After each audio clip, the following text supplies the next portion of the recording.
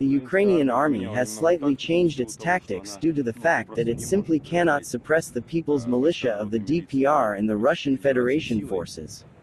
They have turned into the guerrilla warfare, and by intimidating the locals, kicking them out of apartments, which have been recently mopped up and cleared, they set small ambushes in the rear and delay as much time as possible. You may pay attention to the information from civilians that shelling took place on February 22nd, even before the beginning of the special operation. The Azovstal iron and steel work is over there, and it can be clearly seen from the trajectory that Nazis were purposefully hitting the small house suburbs. I live in the suburbs, and so they drove up to our house and started shooting at somewhere.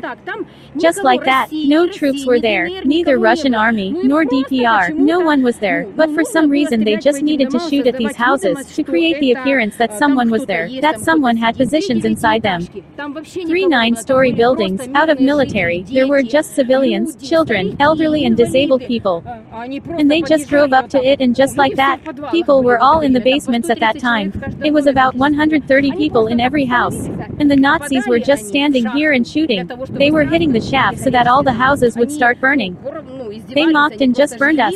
And as the Russian and DPR forces came in and whatever they had, at least some kind meals, they gave it to the children first of all. When the Azov shelled us, I was hit by mortar. I got a big shrapnel wound.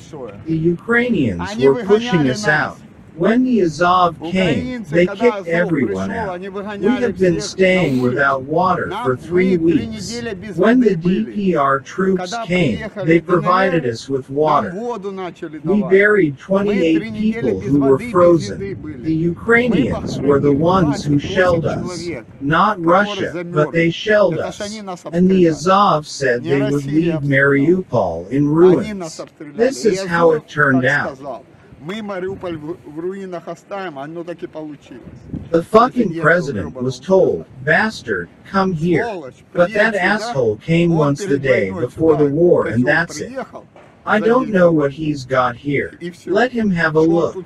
Stay strong, friends, he said. But is it friendly? They came into the house, kicked people out saying they're protecting us.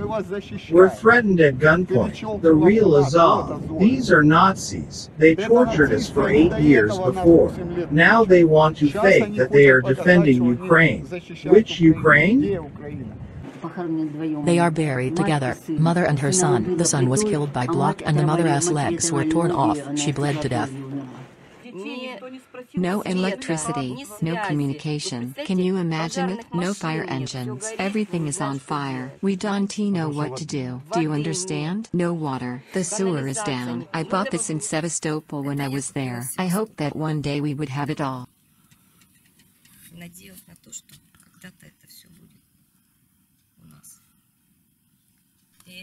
And this too. So know that we've been waiting for.